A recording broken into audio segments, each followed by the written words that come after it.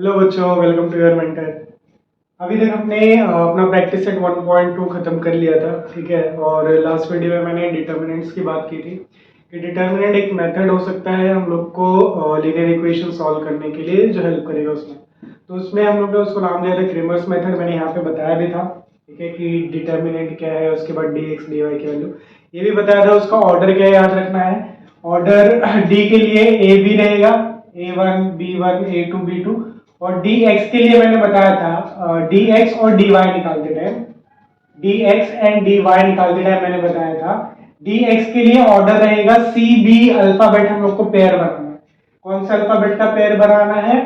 C B, ठीक है। x के लिए सी बी, y के लिए क्या था? सी बी ए, फिर से सी, सो ए सी। अब इसको याद रख सकते हो, y ए सी, x सी बी, ठीक है, जिस भी तरीके से। फिर इसको 1 2 हम लोग ने बनाया था, तो इतना मैंने बता दिया था। और एक चीज और थी कि डिटर्मिनेंट एक्चुअली हम लोग को बताता है क्या है, डिटर्मिनेंट की सिग्निफिकेंस क्या है। देखो, हम लोग जो डी कैलकुलेट करते हैं ना डिटर्मिनेंट लीनियर इक्वेशन के लिए, उसकी अगर कोई नॉन जीरो वैल्यू आती है, नॉन जीरो मतलब कुछ भी प्लस माइनस, तो उस लीनियर इक्वेशन का सॉल्यूशन होगा, ठीक है, उसका सॉल्यूशन होगा, एक यूनिक सॉल्यूशन होगा। लेकिन अगर डिटर्मिनेंट की वैल्यू जीरो आ जाती है, ठीक है, डिटर्मिनेंट की वैल्यू अगर जीरो आ जाती है, इसका मतलब ये है कि उस लीनियर इक्वेशन की या तो बहुत सारे सॉल्यूशन होंगे या तो कोई सॉल्यूशन नहीं होगा, ठीक है। हालांकि जैसे हाँ मैं एक बता देता हूँ, अगर जैसे मान लो मैंने डिटर्मिनेंट सॉल्व किया, मैं यहाँ लिखता हूँ, मैंने डिटर्मिनेंट सॉल्व किया, ऐसे कुछ ढांचा बना के सॉल्व किया और इसका आंसर अगर मेरा जीरो आया, इसका मतलब या तो जो लाइन है वो पैरेलल लाइंस होंगी या फिर वो कोइंसिडेंट लाइन होगी, ठीक है। ये मतलब होता है जीरो आने का, कोइंसिडेंट लाइन। अब अगर कोइंसिडेंट लाइन होगी तो अपने को पता है इनफाइनाइट सॉल्यूशन होगा, पैरेलल लाइंस होगी तो कोई सॉल्यूशन नहीं होगा। इसलिए डिटर्मिनेंट निकालना जरूरी है। डिटर्मिनेंट से हम लोग को पता चल जाएगा कि हम लोग जो इक्वेशन सॉल्व करने वाले हैं उसका सॉल्यूशन है या फिर नहीं है। अगर कोई नॉन जीरो वैल्यू है, इसका मतलब यूनिक सॉल्यूशन है, एक्स और वाई की वैल्यू मिलेगी। और अगर इसकी वैल्यू जीरो आ गई, इसका मतलब वो लाइंस पैरेलल होंगी, तो अपने पास कोई सॉल्यूशन नहीं होगा। और इसका दूसरा मतलब ये हो सकता है कि लाइन कोइंसिडेंट होंगी तो इनफाइनाइट सॉल्यूशन होगा। अब अपने को कैसे पता चलेगा कि लाइन पैरेलल या कोइंसिडेंट है? वो एक स्टेप आगे जाके, मतलब dx या फिर dy निकाल के। हालांकि वैसा कोई क्वेश्चन आपको दिया नहीं है, बट जस्ट फॉर इन्फॉर्मेशन दे दिया मैंने कि डिटरमिनेंट हम लोग कैलकुलेट ही क्यों कर रहे हैं, उसका मतलब क्या है, ठीक है। तो हम लोग को एक आइडिया मिल जाएगा कि अपने पास सॉल्यूशन है या फिर नहीं है। तो अभी हम लोग स्टार्ट कर रहे हैं अपना प्रैक्टिस सेट 1.3, ठीक है। इजी प्रैक्टिस सेट है।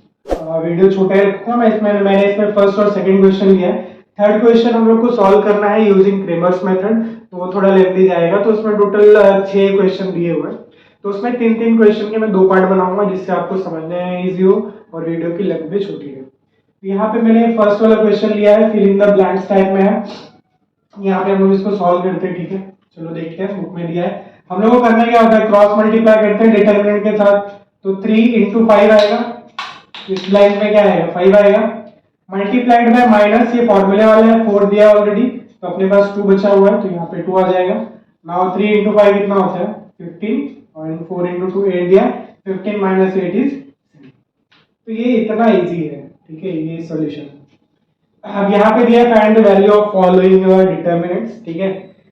ये मैंने ऑलरेडी यहाँ पे लिख रखा है आप लोगों को बताने के लिए। देखो, -1 2 7 और 4 क्रॉस मल्टीप्लाई करेंगे, -1 × 4 -1 × 4 माइनस, ठीक है, 7 × 2 7 × 2 लिखो, 2 × 7 लिखो, फर्क नहीं पड़ता, मल्टीप्लिकेशन में आगे पीछे चलता है। तो ये हो जाएगा -1 × 4 -4, एंड ये हो जाएगा -14।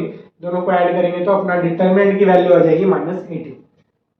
यहाँ पे आके यहाँ पे देखो क्या दिया हुआ है, 5 and 0, 3 and -7, तो क्या बन जाएगा अपने पास, 5 × 0 माइनस, फॉर्मूले वाला माइनस, फिर ये -7 × 3, तो 5 × 0 0, minus minus plus, 7 × 3 21, answer is 21। और यहाँ पे क्या बन जाएगा अपना 7/3। ये वाला थोड़ा ध्यान से देखो, कुछ है नहीं, ध्यान से मतलब क्या, इजी होगी, इसमें कुछ है नहीं। 7/3 का मल्टीप्लिकेशन होगा 1/2 से, 3/2 का मल्टीप्लिकेशन होगा 5/3 से, ठीक है। अब ये 3 कट मत कर देना, ठीक है, उससे दिक्कत क्या हो जाएगी, यहाँ पे कुछ कट नहीं हो रहा है तो अपना डिनोमिनेटर तो 6 आ जाएगा, बट यहाँ 3 कट कर दोगे तो डिनोमिनेटर 2 बचेगा। तो उसको कट करने से बेटर है इसको भी 6 रहने दो, इसको भी 6 रहने दो। तो होगा क्या, डिनोमिनेटर सेम हो जाएगा तो ऊपर हम लोग ऐड या फिर सब्ट्रैक्ट कर सकते हैं इजीली।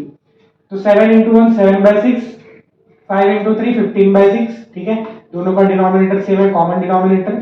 7 माइनस 15 इज -8, इसको आगे 2 से कट करोगे तो -4/3 is the answer for this determinant, ठीक है। इस मैट्रिक्स का जो डिटरमिनेंट है वो -4/3। आई होप आपको ये समझ में आ रहा है, बहुत ही इजी से 2 क्वेश्चन है। और जो थर्ड क्वेश्चन है क्रेमर मेथड के हिसाब से, उसको मैं नेक्स्ट वीडियो में लेता हूँ। 6 क्वेश्चन है, 3-3 करके हम लोग उसको सॉल्व करेंगे। तो आई होप आपको ये वाला समझ में आ रहेगा, इजी है। तो मिलते हैं अगले वीडियो में, और पढ़ते रहिए, ध्यान रखिए।